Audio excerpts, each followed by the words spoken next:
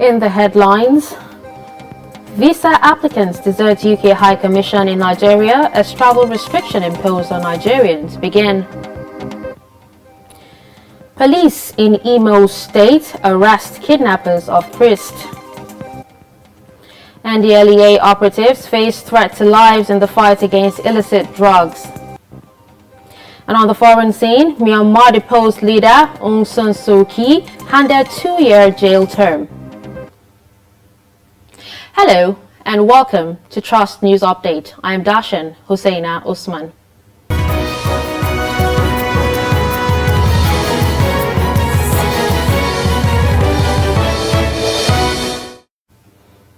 Now the news in detail. United Kingdom High Commission office in Abuja is deserted by visa-seeking applicants barely 24 hours after the country banned foreign travelers from Nigeria over COVID-19 Omicron variant.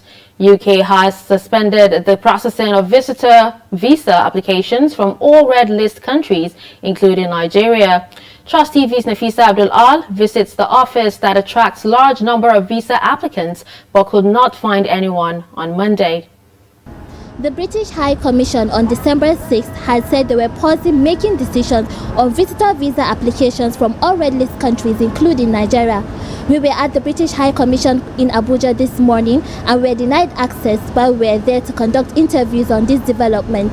The area was quite deserted and absent people, but residents who work around the area said interviews for visa applications were actually conducted this morning and the rest were scheduled till January. Nafisa Abdul-Al, Trust TV News, Abuja. Civil servants in Abuja now show vaccination cards before having access to their offices. The Presidential Steering Committee on COVID-19 had announced that starting from December 1, all employees of the federal government would be required to show evidence of being vaccinated or present a negative PCR result done within 72 hours before they are allowed into their offices. Trust TV's Nafisa Abdul-Al visits the Federal Secretariat to check the level of compliance with the order. This is the Federal Secretariat in Abuja, where on December 1st, civil servants without proof of vaccination were prevented from accessing the building. Now, from what we've gathered on the streets, most of these civil servants have been vaccinated because without the proof of vaccination, which is the green card, one will still not be able to access the building. Since on the 1st, that's last Thursday, they have been blocking the gate, not giving access to the workers until you show your green card before you are allowed. And that is what is happening. So most of the people that you see them going in, they are with their green cards. I have just been denied access at the main entrance because I didn't have my vaccination card. Oh, it's true. It just happened to me, so it's true. I have my vaccination card, but I obviously didn't think that I should carry it about. Okay, now you denied me driving in access, and then I'm still out of the car now, and then you're still going to allow me. So what sense does it even make? Is it the car now that is going to transmit the virus, or it's me? So I actually think that there should be a balance. Today it was a little bit relieved. The steps down on it because many people have gone to, though it's difficult to get it.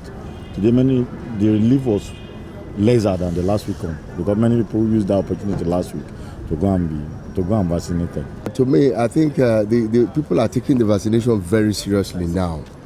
Maybe because of the other level of the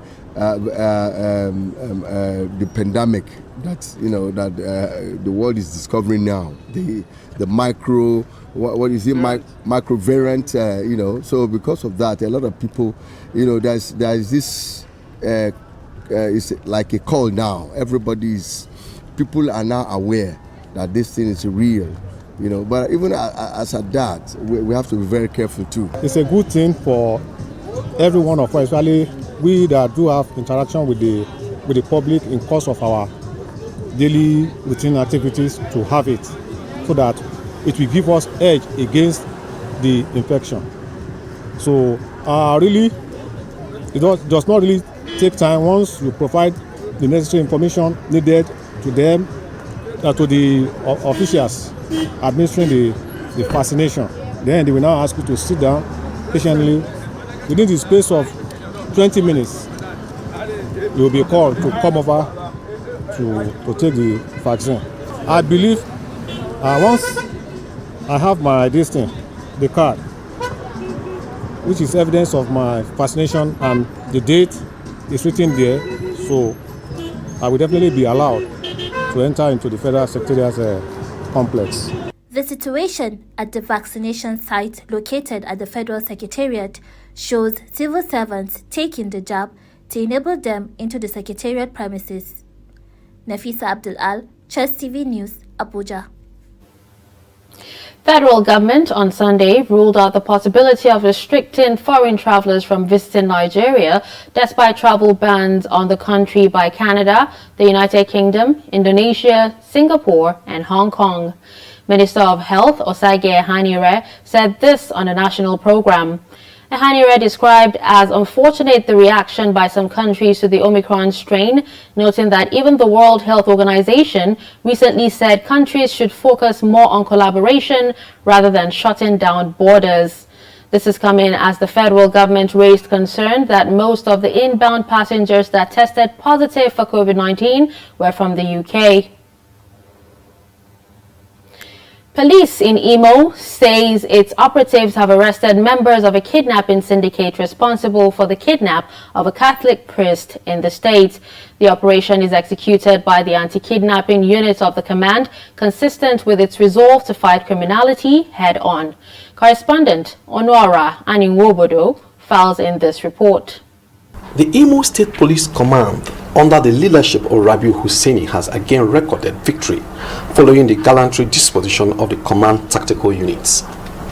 Among the command's recent successes include the arrest of a notorious kidnapping syndicate responsible for the kidnap of a Catholic priest, an operation executed and perfected by the anti-kidnapping unit of the command. CP Hussaini, while parading over 30 suspects for various offenses committed in the state, reiterated the command position of zero tolerance to crime and criminality. I want to call on all Imolites who are willing to come home for the Christmas to come.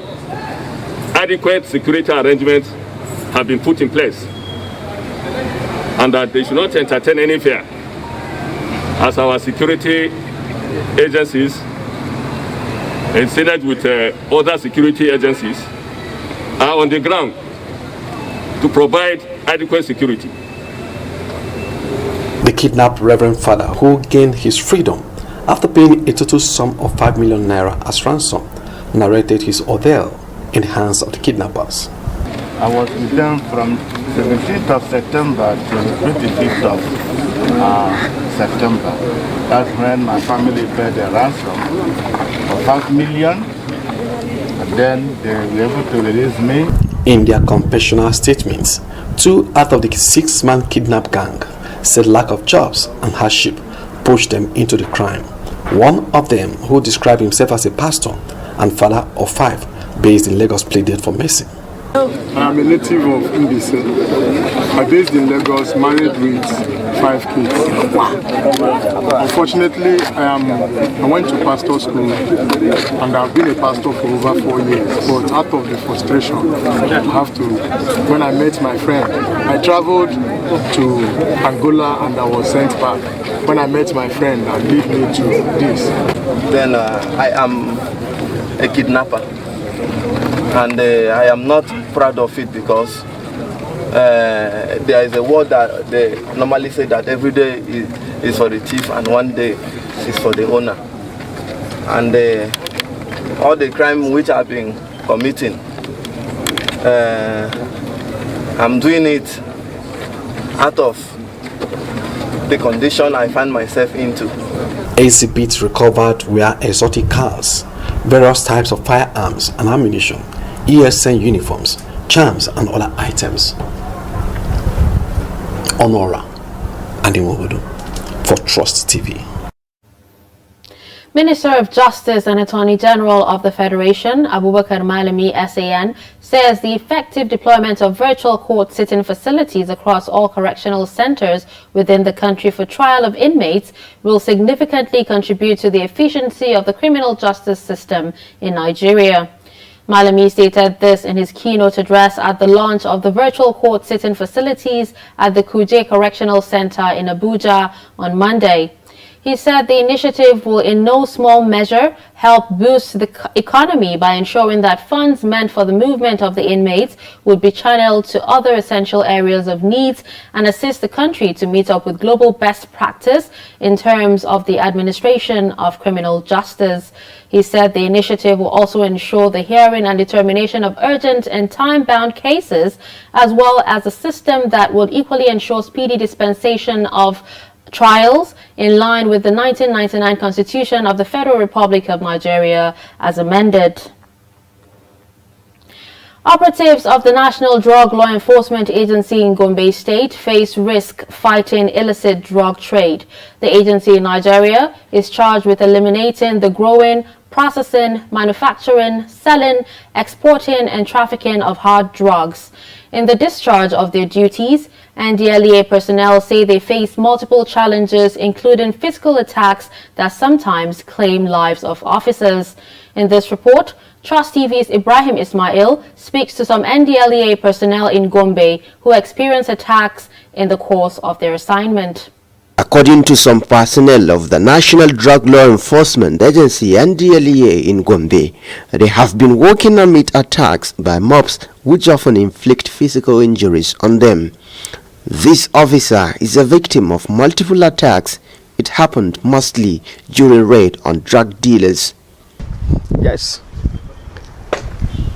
There are scars here, and at this place you will see that there is a gray hair, but the place is there is no presence of much hair because of the scar there, and there is one here. It look black inside. Right. The other one looks white. Yes. Kind of like white hair there. Yes. And you can see it from here.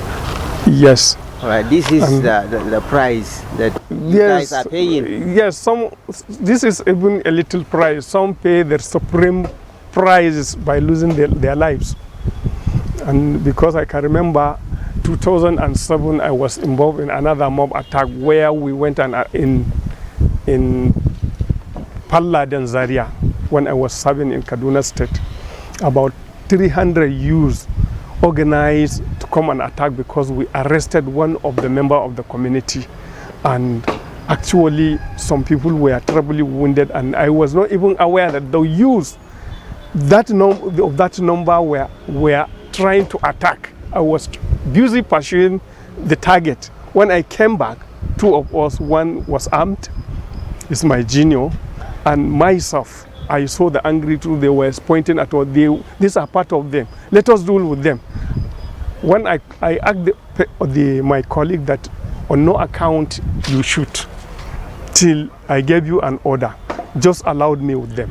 Another challenge in the fight against drug trafficking is evidence tampering. We went off an assignment around within the town, and then because we could not gain access to the premises on time, through the window we saw the person throwing the exhibit to the toilet, and that's a way of destroying the evidence. And eventually we tried to recover the exhibit. That happened like that. Those are the situations we face. They may destroy the exhibit, but eventually we were able to recover the exhibit. In view of the attacks which officers go through, the NDLEA Gombe State Command has a message to the people. Destroy their vehicles. One happened recently in Cham, where NDLEA went, they smashed the windscreen, dented the vehicle. In fact, if not that it was in the night, they would have set that vehicle ablaze. It happened in Kashingi. So it happened in some other places in Gombe State. So the community realizing that we are helping them, we are not coming to kill them, we are helping them to deliver them from the hands of these death merchants. If they should appreciate NDLEA, they are the ones to give us their names. But you discover that when we go there, they are the ones attacking NDLEA, destroying their vehicles. From Gombe, Ibrahim Ismail for Trust TV. You're still watching Trust TV News Update. Coming up after the break. Story of woman washing for survival. Do stay with us.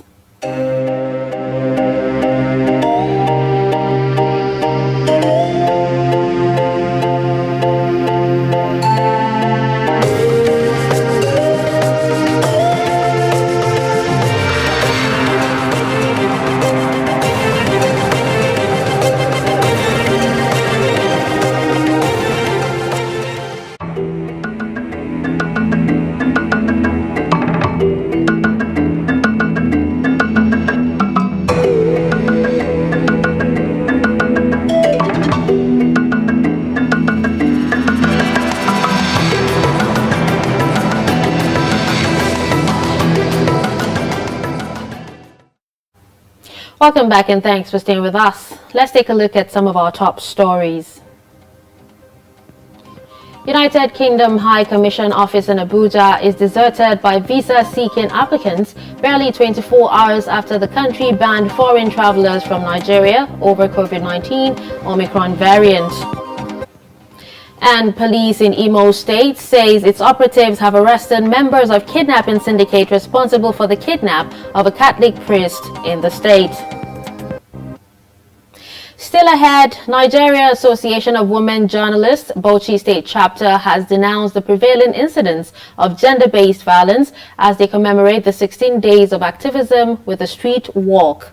The awareness walk brings together women groups, civil society organizations, and the media. Trust TV correspondent Adamu Imam reports. The street walk took off from the NUJ Secretariat through Ahmad Bello Way to Winti Market and terminate at the Bauchi State Secretariat. The Nawat State Chairperson Bulak Absa said the walk was to create awareness on gender-based violence that has continued to happen in the society. Ba mata da yara kawai ba ma har da maza da kuma yaran mu maza because duka namu ne. So da yawa aya cewa mata muna son kanmu da sauransu mazan ma mu muka haife su so su din ma muna kaunan su ba mu son a ci zarafin kowa. And that's why we feel we have to come out and give a voice to what is happening in our communities and in various places. Representative of other women groups, which include National Council of Women Society, Magistrate Shafa Uladan, and former State Amira Klishi Ibrahim, said it has become imperative for the society to speak with one voice. We discovered that we don't have to come out, be antagonistic, be aggressive and everything what we are doing. But then this is a kind of advocacy work. As we are working, people are being curious, they are being conscious and everything. Calling all our women to voice out, to come out and say it. If anything happens to you, there are many avenues now for us to table our issues. Addressing the women group, Commissioner of Women Affairs and Child Development, Hajara Gidado, says the ministry is determined to pursue all cases to a logical conclusions.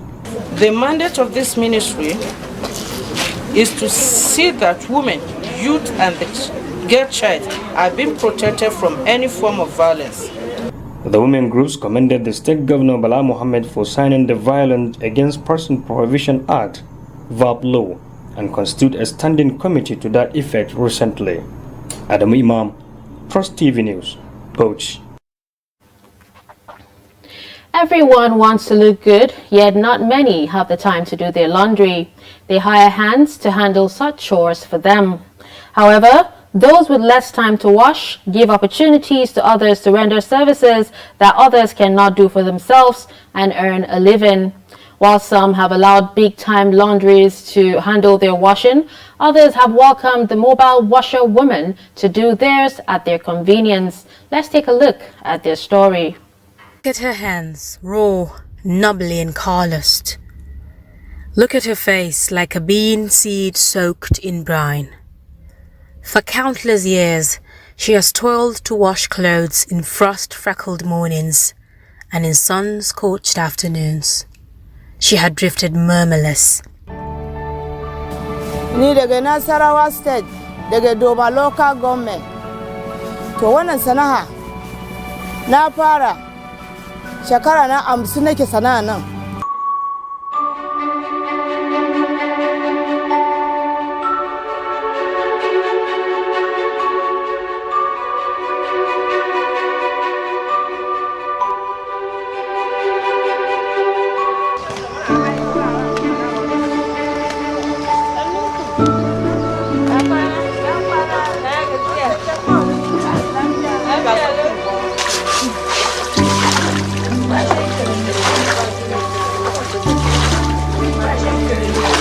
This is the interstice where these women wash people's clothes. It is a streamlet located in Gwarimpa metropolis. They left home over 214 kilometers away. What is distinct about them is that they belong to the same kindred.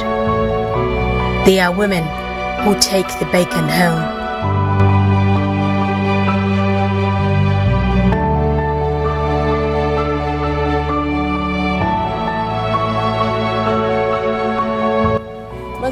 I don't have anyone to help me. I have 9 children. This is what I take care of myself and my kids with, from feeding to school fees, health and everything.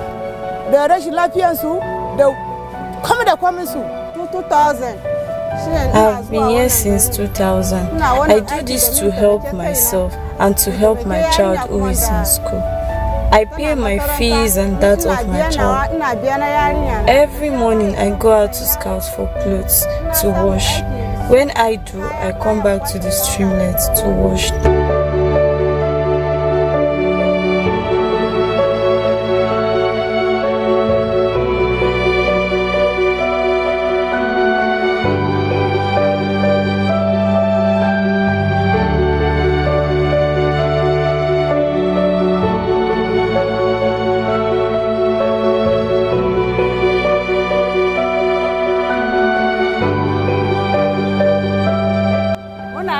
I have been hand washing for 30 years.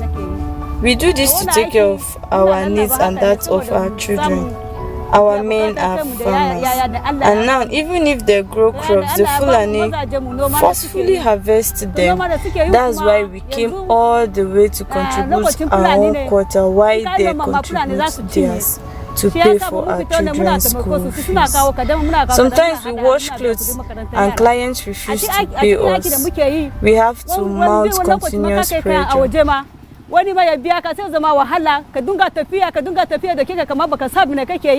It's December. I want to go home, but there is no money.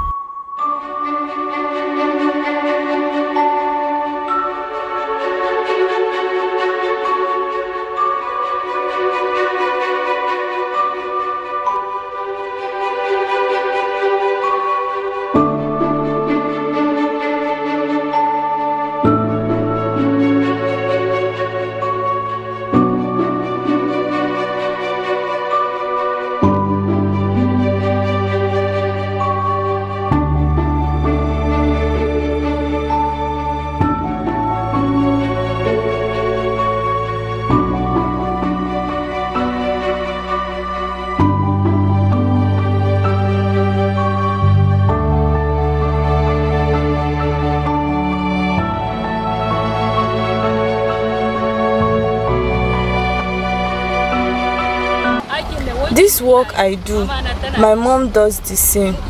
She is the one that brought me here. This is our 30th year. My mother has still not rested, neither have we. We use this to take care of our needs.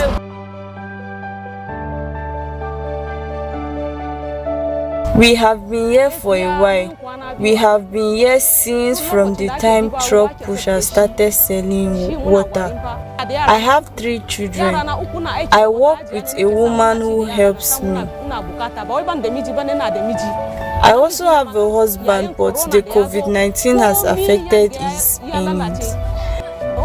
And if you wait for your husband, you and your children will go to bed hungry.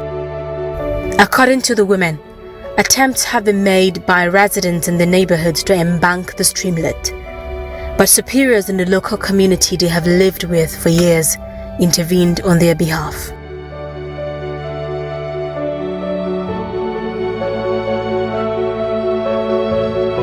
According to the UN Women Watch organization, rural women play a key role in supporting their households and communities in achieving food and nutrition security, generating income and improving rural livelihoods and overall well-being. As women are becoming empowered, the newfound financial freedom had led to what we call the breadwinner phenomenon.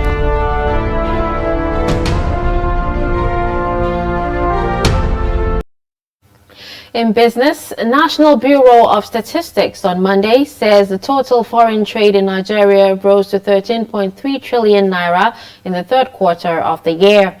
The Statistician General of the Federation, Simon Harry, stated this during a press briefing on the third quarter foreign trade report held in Abuja. He said the 13.3 trillion naira trade comprises of 8.2 trillion naira imports and 5.1 trillion naira exports, resulting in a trade deficit of 3.03 trillion naira. The latest figures shows that Nigeria's imports expenditure grew by 1.3 trillion naira from 6.95 trillion naira recorded in the second quarter of 2021, while the rise in imports is driven majorly by an increase in the importation of commodities such as motor spirits, gas oil, imported motorcycles, and cycles, among others. And on the foreign scene, a court in Myanmar has sentenced deposed leader Aung San Suu Kyi in prison after convicting her on charges widely dismissed as politically motivated.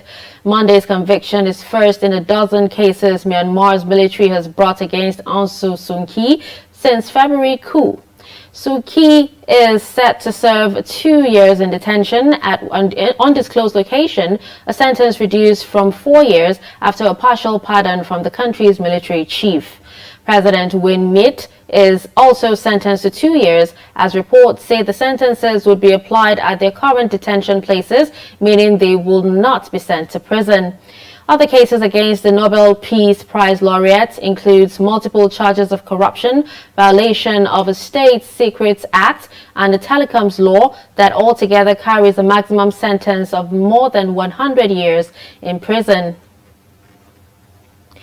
With that, we wrap up Trust News Update. Don't forget to follow us across all our social media platforms. I'm Dashan Husseina Usman. Thanks for watching.